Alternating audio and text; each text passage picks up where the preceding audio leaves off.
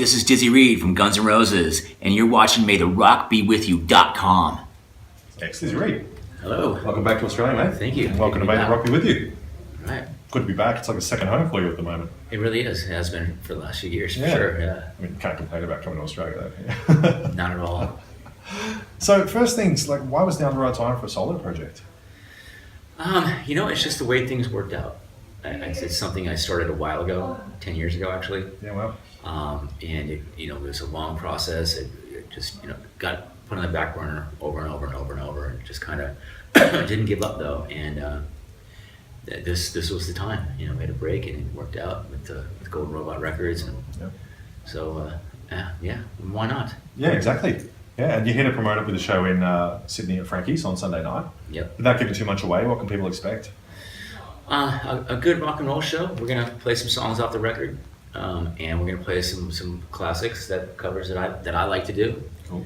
And we'll play some Guns stuff too, man. Some deeper cuts that I can actually sing, that feature piano maybe. Yeah, nice. All right, looking forward to that. I think you're on really, really late. Which is good by me. Okay. Oh, you'll still be on your time zone. Yeah. Well, I don't even know what time it is now. That's all right. Oh, really? I'm eternally jet lagged. Fair enough. Now, Rock and Roll Ain't Easy. It's out this week. It's a killer record, man. It really, really is. Thank you. When you're introducing yourself to the world as a solo artist, is it a hard process putting the songs together that you're actually going to put out there for that first time? Well, it's a whole new process for me. So I think with the help of Mark and everyone here, his whole team of people, they've made it a lot easier for me. Cool. But I'm just kind of going with the flow, man. Yeah. I think that's it is a side project. GNR is my number one priority, and I'm able to squeeze this in, and if the reception's good and people like it, maybe I'll do another one. Yeah, cool. Have you got a lot more material that you were sort of sitting on? There's a lot of stuff in there. Yeah. A lot of stuff up here, a lot of stuff on my computer. Excellent. Lots in cyberspace kind of floating around, and more stuff to come, I'm sure. Cool. And I mean, you've got a who's who on the record. Did you write these songs with some people in mind, or did they just fit what you'd already written? I didn't really. There was just ideas that I had in my head that needed to get out. And then, with Dale James, who co-produced the record with me, we decided to, he found an opportunity, he found a studio, an opportunity to go record these records for real, or songs for real. And we didn't want to do it with a band. We wanted to bring in different people, and that's what we did. Luckily, they were available and happy to do it, and they liked the songs, and they all gave great performances, and it turned out to be, that's the end result was a really good record. Yeah, I'm stoked that anytime Ricky Warwick's on a record, I think it's one of the greatest things ever. I love that guy. He's a phenomenal player and singer and writer and everything. For sure. Yeah, good stuff. Now, you've been in the business for a long, long time now. It's very easy to say what's changed over that time, but what would you say is the one thing that's stayed the same in your time making music? Performing live, you can't. That's not going to be replaced. You can't replace that. I mean, although there's been times I wish could, maybe just send out a hologram, stay in my living room. Yeah. But no, it's you can't replace that, and I don't think that's ever going to change. Cool. There's nothing like that personal experience of seeing your favorite bands, Yeah. But it's weird because when I was younger, when I was growing up, there were no videos. There weren't even videos. There's no MTV. So the only time you actually saw a band was maybe you saw my Midnight Special or Don Kirshner's rock concert or something like that, or the old Grey Whistle stuff, whatever that is. So the only time you saw them was when you bought the ticket and went and saw them in concert. Yep. And then videos, it was a whole different thing. So, but that's stayed the same over the years. Yep. And I love that as the keyboards and the piano and whatnot, not always at the forefront of the band, at the back, but you taking that front role. I love the way that the keys come through on the record. Like, it's a very prominent, and it really works. Well, if it's my record and I'm mixing it, damn sure the keyboard's going to be loud. Push them up. That's right. Like drums. Don't need drums. And as much stuff as possible. I got Hammond on there. I got clavinet. I got all kinds of stuff on there. Yeah, beautiful. But it's it all adds to the songs. Yeah, and Rock and Roll Ain't Easy. It's a great title. What made you think of that? Where did it come from? Yeah. Well, it came from the title track. Yeah. And within that song, I think it was just, I had gone sort of full circle. Guns were on a hiatus, and I'd just been, my first marriage had broken up, and I was sort of living out of my truck. Right. And I'd moved into this apartment with the wonderful lady who's eventually become my wife. Lovely.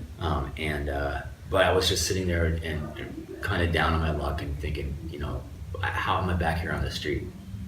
It was raining out, of course, and I thought, I'm gonna take this experience and I'm gonna put it to work for me. So I picked up a guitar and I sat down on the balcony. It was raining, and I just kind of came up with that song, man. And that's it. Really just kind of says it's not for everybody.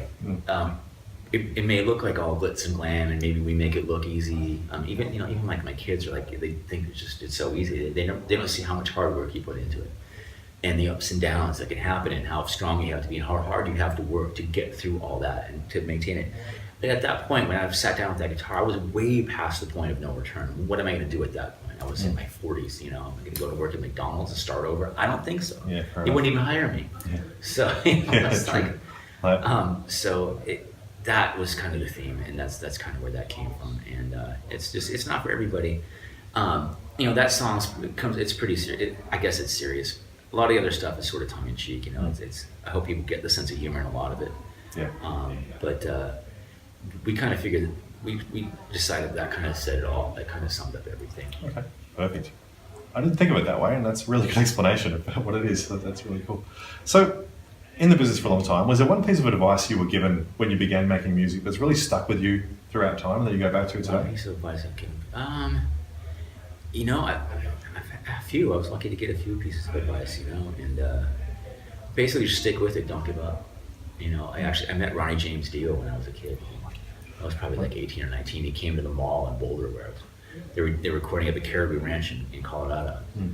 And these girls that we knew had met them and were hanging out, and they worked at the leather store there. And he came in to buy some stuff, and he walked through. There was a bar in the middle of the mall where me and my friend we were construction. We'd go hang out there afterwards. And he walked through, and I said, I can't believe that's Ronnie James Dio. What? So they introduced us to him, and he said, stick with it, man. And I guess the weirdest thing is, years later, I was at the Avalon in Hollywood, and there's a sidebar, and I knew the bartender, this girl, and so I went to say hi to her, and Ronnie Dio showed up, and he sat down, and he looks at me, and he goes, how's Ann? No. And Ann was the girl that worked at the leather store. That's pretty crazy. Okay, there's not many more people that are great at give you advice than Ronnie James Dio. Ronnie James Dio was one, and a guy named Graham Mabey, who was Joe Jackson's bass player. Oh wow! I ended up at the Boulderado Hotel one time where Joe Jackson played, and I somehow ended up hanging out with him and talking about as a musician and everything, and he saw something in me too, and he just goes, I got high hopes for you, man. And again, it was just stick with it, don't give up. That's so cool. Because you're gonna get beat down way more times than you can ever possibly imagine, and even if you have success early on, then you're going to get pummeled even more. Yeah. So you have to stick with it. You have to just stay true to yourself and stick to your roots, man. And I think that I gathered that from just talking to those guys, and beautiful. Eventually, just the fact you can take it in advice is an important part too. Yeah, and you're still doing it. So I'm still slugging away. Yeah. Now, other than here, the show here, are you planning on taking the solo stuff on the road? Eventually, I'm going to try to squeeze in some shows. I have a band called Hookers and Blow that we're a cover band. We just did 18 or so odd shows in the States on a bus that said Hookers and Blow on the side. It was fantastic. In cocaine font. Cocaine font. Cocaine font. Okay. That was my idea, thank you. Yeah. We added a couple of the songs to the set because the guys really wanted to. They heard the record, and Alex actually played on some of the songs. He's the guitar player. Oh, cool. Alex Grossi. So, but yeah, I'm definitely want to get out there and start playing these songs again. I'd actually played them in the past with Richard and Jeff Duncan. Different versions of bands, and we did a residency at the Bible Room. Oh, beautiful! And when we were playing a lot of the songs of the record, and this is 9 years ago. So. I love that little room up there. It's just perfect. Yeah, it's a great room to play in. It really is. So 2018, we're a little bit into it now. What does the rest of the year have in store for you? I'm sorry? What does the rest of the year have in store for you? Well, guns are starting up again. Cool. In June, I believe. So we'll go from there. When I get home, I'm going to take a break. My wife's making me take a break. It'll take like 2 weeks off. Yep. And then I got some shows in Wisconsin, in Milwaukee and Green Bay. I'm going to go up there and do some acoustic things. Just because really good money. Yeah. So And Wisconsin. we'll do that. Like, And then we'll go from there. You know, I'm on call, so we'll see what happens. is that how it works? Yep. So, well, yeah. You guys were here last year, and the reception was absolutely amazing, as you could expect. You going to come back and see us, you reckon? I hope so. Yeah? No? And on that, I don't know if you a couple of weeks ago, it was 25 years since the Calder Park and Eastern Creek shows. That's amazing. It Yeah. seems like just yesterday. Yeah. What do you remember about those shows? I remember they were huge, Mm. and they were hot. And I remember there was a storm. I think there was a tornado. I was in Melbourne, I was there. Yeah, Right, and we had to helicopter in. Mhm. So I was a little bit concerned about that because I'd actually had a dream the night before about a tornado or something. But I think it's because I had like CNN on it, I had the news on, Right. and I was sleeping. Maybe it just kind of transferred into my head. So I was a little reluctant to get on the helicopter, but we made it. Mm. And I'll never forget that show. Like, I spoke to Duff a few years ago and asked him about it, and he said he had to basically plant his feet on the ground and look down because he couldn't look out because he got seasick from the people. Yeah. And it's just Yeah, it was a like, shitload of it's people, man. crazy. It was really cool though. But yeah, I mean, I was 16 years old, and it was just the most amazing thing. Good memories. I remember we watched the Super Bowl Yeah, right. when we were here. Yeah, because it would have been a few days after it. Yeah, that was crazy, man. Nice. So what I do with everyone is I get them to look ahead to the future a little bit. So I want you to finish this sentence for me. By the end of 2018, Dizzy Reed will. Be on vacation. That's fair. Like, I'll give you that. Sounds like you're one of the hardest working people in music at the moment, man. But lovely. Dizzy Awesome, Reed. man. Thank you, man. I really appreciate it. Rock